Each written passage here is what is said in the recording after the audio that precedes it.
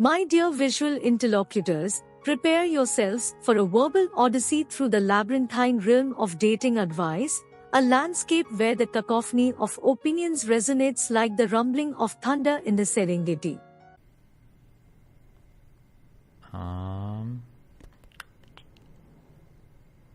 Would you ever consider doing a dating advice / podcast? We've talked about it in the past a little bit. The problem that I have is that one, I don't like to fight about a lot of stuff because I get really frustrated really quickly because I feel like a lot of the people that exist in these spaces, their advice has no relationship with reality whatsoever. And then I'm stuck like arguing over that like blows my mind. And it's not fun for me. Like I remember when I was on Fresh and Fit and me and Walter were arguing about, he said something along the lines of like, you need to find a girl as soon as possible to know if you like her, which in my mind is like obviously not true. Like, I don't even think I would be prepared to defend that position. It's so obviously not true, or argue against it. And then I argued that like I think there are other ways you can tell, and they were like, well, how or whatever. And I said something, I was like, well, I think like you have a chemistry with a person before you ever fuck them. And then like everybody started laughing at me because they were like, chemistry? What are you talking about? And I'm like, wait, what?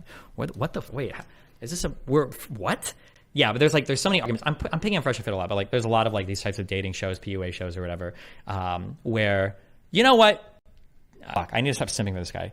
Tristan would be an interesting person to talk about because he was a guy that did a whole series of videos and everything where I was like, this guy has a really good understanding of how, at least for the hookup part or the getting a woman into a relationship part, he seems to have a really good understanding of this. Tristan is somebody that I felt that with.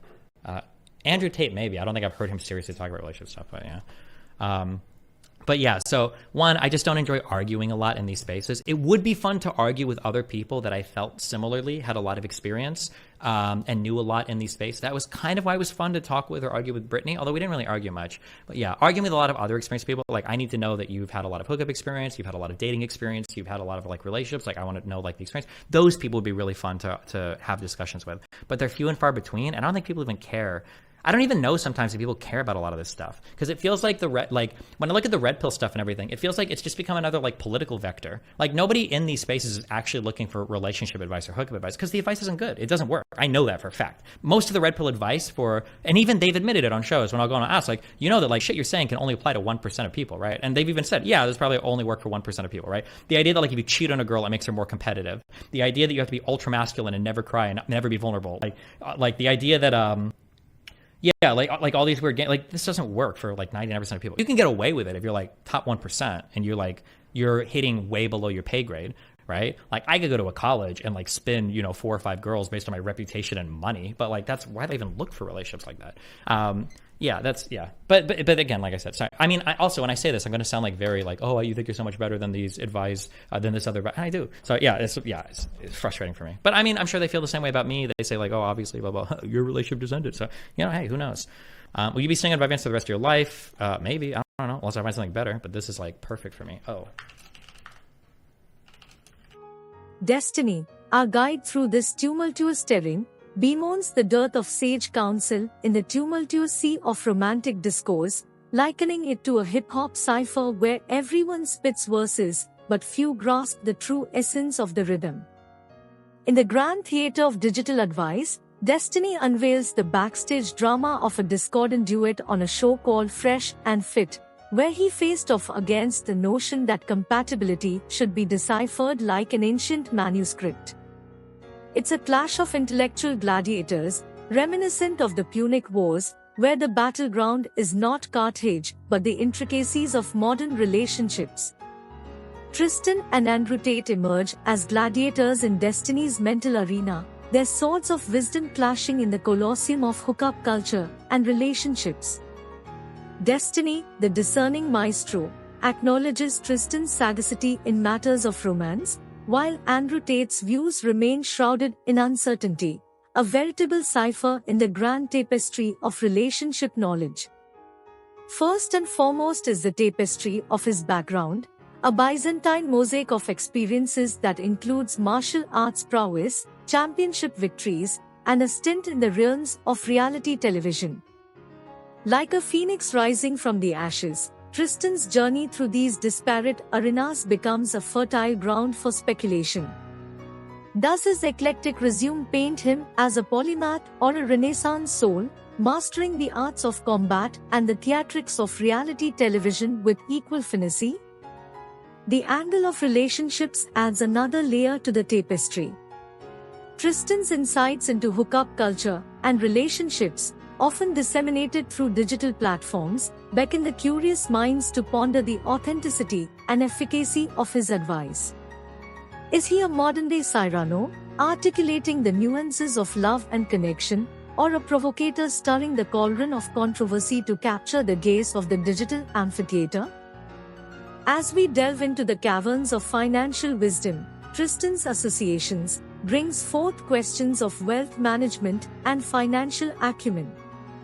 The confluence of athleticism and entrepreneurship raises the specter of whether Tristan is a savvy alchemist transmuting the gold of his victories into financial success. The philosophical angle beckons, as Tristan often waxes eloquent on the intricacies of life, success, and mindset. Is he a modern-day Stoic, dispensing wisdom akin to Seneca or Marcus Aurelius, or does his rhetoric echo the vibrato of existential philosophers, contemplating the absurdity of existence in the digital age?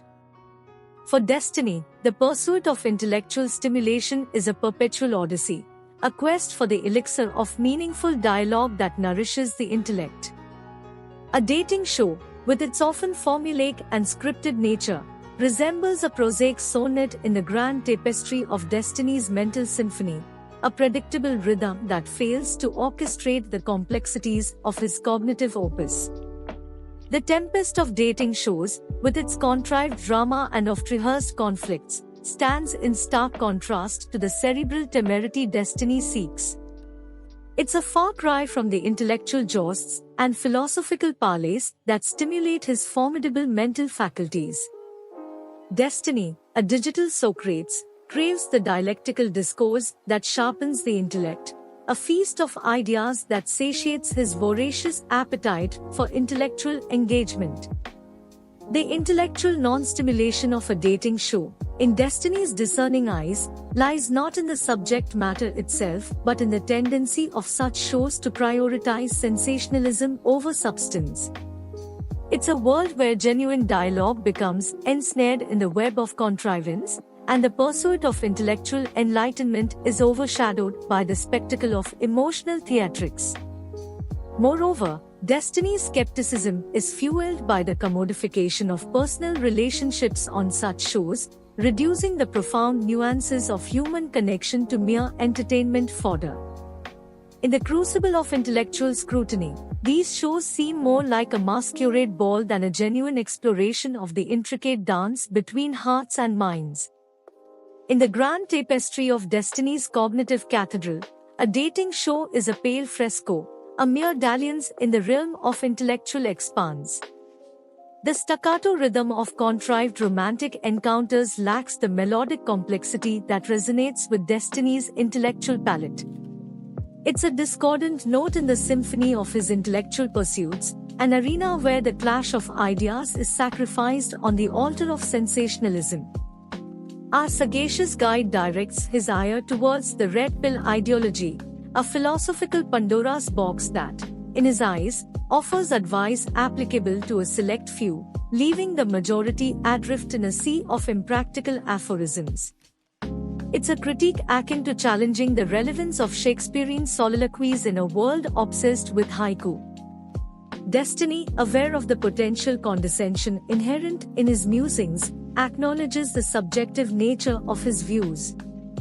He becomes the Socratic gadfly, stinging the collective consciousness with the notion that, just as his perspective may seem lofty, others may view it through a similar lens of skepticism. In the denouement of Destiny's soliloquy, he leaves the door ajar, unsure of whether he shall traverse the dating advice pantheon. It's a denouement akin to Hamlet contemplating the slings and arrows of outrageous fortune, uncertain whether to join the fray or retreat into the recesses of intellectual contemplation. As we navigate the labyrinth of Destiny's reflections on dating advice, we are left with a symphony of cultural references, historical echoes, and the profound wisdom of Proverbs. The Dating Advice Agora stands as a digital amphitheater, where the gladiators wield words instead of swords, and Destiny, the reluctant philosopher, contemplates whether to take center stage or remain an observer in the grand Shakespearean drama of modern romance.